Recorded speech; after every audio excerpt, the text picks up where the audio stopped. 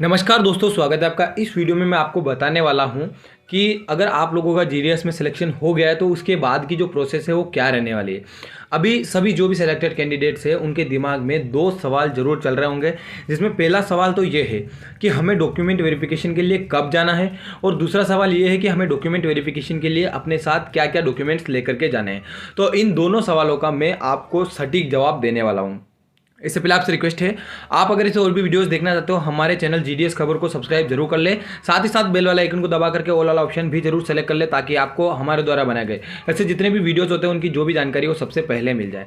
अब यहाँ पर मैं आपको ये जो नोटिफिकेशन है, जो पीडीएफ आई है रिजल्ट की, उस रिजल्ट की पीडीएफ को खोल के दिखाता हूँ। तो ये आपके सामने रिजल्ट की पीडीएफ आपको दिखाई दे रही होगी। इस पीडीएफ में जो पहली लाइन लिखी हुई है आपको दिखाई दे रही होगी। यहाँ पर लिखा हुआ है कि the listed candidates should get their documents verified by the mentioned divisional head before 5/7/2022 like 5/7/2022।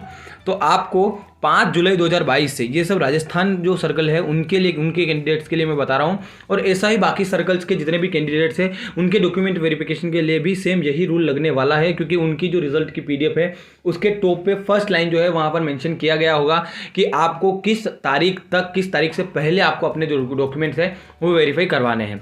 तो साथ ही साथ आपको यहाँ पर नीचे दूसरी लाइन लिखी हुई दिखाई दे रही होगी, the candidates should go along with all the relevant original documents for verification।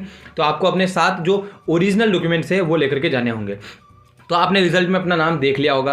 तो अब आपको कब जाना है डॉक्यूमेंट वेरिफिकेशन के लिए, इसका जवाब आपको मिल गया है कि आपके रिजल्ट की जो पीडीएफ है उसके ऊपर जो डेट लिखी हुई है उस डेट से पहले आपको आपका जो भी मतलब कि ऑफिस वहाँ पर मेंशन्ड है कि जहाँ पर आप जाकर के आपको अपने डॉक्यूमेंट वेरीफाई करवाने हैं, वहाँ पर उस डेट से पहले आपको जाकर के डॉक्यूमेंट वेरीफाई कराने होंगे।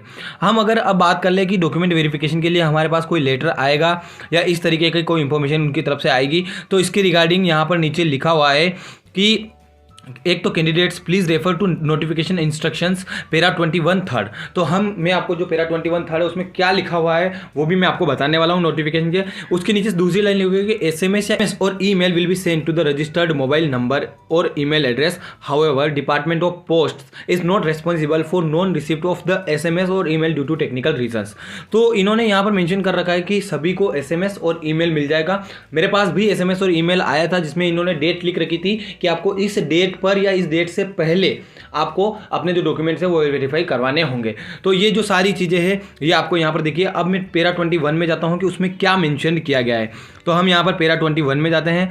पैरा 21 जो नोटिफिकेशन का था उसमें कुछ इस तरीके से लिखा हुआ था कि provisionally selected candidates attending to the documents verification, the candidate has to come along with original documents and 1 set of photocopies for submission. तो आपको एक सेट जो है फोटोकॉपीज का लेकर के जाना साथ में। उसके अलावा लिखा हुआ है कि adequate time will be given to selected candidates to report with original certificates for verification.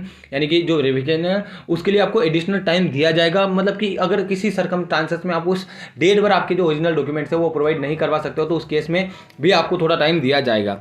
If the verification is successful, provisional engagement order will be given, else the next candidate in merit will get the system generated emails और SMS। और अगर आप document verification में fail होते हो तो उस case में जो आपके नीचे यानी कि जो सेकंड नंबर पे जो कैंडिडेट होगा उसको सिस्टम जनरेटेड मेल चला जाएगा।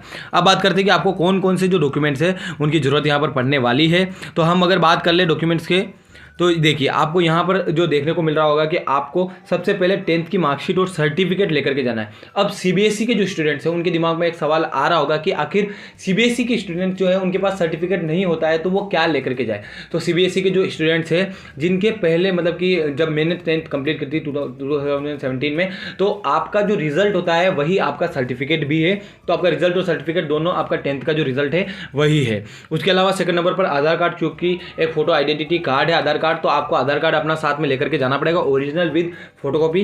पैन कार्ड भी लेकर जाना पड़ेगा क्योंकि पैन कार्ड से ही आपकी सैलरी आती है। तो पैन कार्ड की डिटेल्स भी चाहिए। अगर आपने पैन कार्ड बना रखा है तो बहुत ही अच्छी बात है। आपने पैन कार्ड अगर नहीं बना रखा है तो आप आज ही अप्लाई करके उसकी जो रिसिप्ट है वो भी वहाँ जाकर के दिखा सकते हो। डोमिसाइल सर्टिफिकेट का मतलब होता है आपका मूल निवास प्रमाण पत्र। तो आपने सभी ने अपना लेटेस्ट मूल निवास प्रमाण पत्र बना रखा होगा, आपको वही लेकर के जाना होगा। कास्ट सर्टिफिकेट की बात करें तो देखिए जिनका अनरिजर्व्ड कैटेगरी में हुआ है तो मेरे हिसाब से उनको कास्ट सर्टिफिकेट की कोई जरूरत नहीं पड़ेगी, लेकिन फिर भी आप अपना जो भी कास्ट सर्टिफिकेट है वो लेकर के जरूर जाना। और आपका कास्ट अगर सेंट्रल का हो तो वो भी बहुत ही अच्छा रहेगा। वैसे सेंट्रल की ज़रूरत अब नहीं पड़ने वाली है, क्योंकि सेंट्रल की ज़रूरत के लिए क्या है कि अगर हम किसी और स्टेट में अप्लाई कर रहे होते तो उस टाइम शायद हमें सेंट्रल की ज़रूरत पड़ती। अभी हमें सेंट्रल की शायद ज़रूरत नहीं पड़ेगी। तो आप फिर भी आपके पास अगर दोनों हो, स्टेट का और सेंट्रल का, तो दोनों कास्ट सर्टिफिकेट लेकर के जरूर जाना। कंप्यूटर सर्टिफिकेट की बात करें तो अगर आपने 10th या 12th में कंप्यूटर पढ़ा हो स्कूल में तो आप वो भी दिखा सकते हो, अपनी मार्कशीट में मेंशन अगर हो। और अगर वो ऐसा नहीं हो तो आपको RSAT अगर आपने कोर्स कर रखा है तो आप वो सर्टिफिकेट भी लेकर के जा सकते हो। बहुत सारे कैंडिडेट्स का सवाल रहता है कि हमारे पास सर्टिफिकेट नहीं है तो क्या करें, तो आपके पास अगर रिजल्ट है तो आप वो रिजल्ट भी लेकर के जा सकते हो। इसके अलावा एक और ऑप्शन जो है वो GDS प्रोवाइड करवाता है, इंडिया पोस्ट प्रोवाइड कराता है कि आप एक रिटर्न एफिडेविट भी लिख सकते हो कि आपको एजुकेट नॉलेज है कंप्यूटर का। लेकिन अगर आप ऐसा लिख करके दोगे तो उस केस में यह है कि जो कैंडिडेट जिसके पास सर्टिफिकेट होगा उसको अच्छी प्रायोरिटी दी जाएगी। तो इसलिए आपको यही प्रयास करना चाहिए कि आप जो है सर्टिफिकेट वहाँ पर प्रोवाइड करवा दो।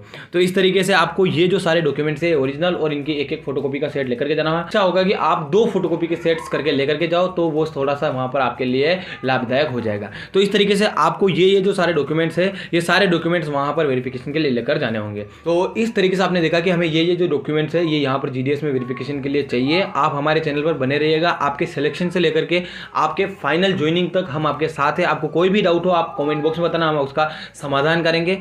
तो इस वीडियो में मैंने आपको सारी जानकारी देने की कोशिश करी है। वीडियो आपको कैसा लगा कमेंट बॉक्स में बताना। ऐसे और भी वीडियोस देखने के लिए हमारे चैनल GDS खबर को सब्सक्राइब करना ना भूलें। मिलेंगे आपसे नई वीडियो में नई जानकारी के साथ, तब तक के लिए जय हिंद जय भारत।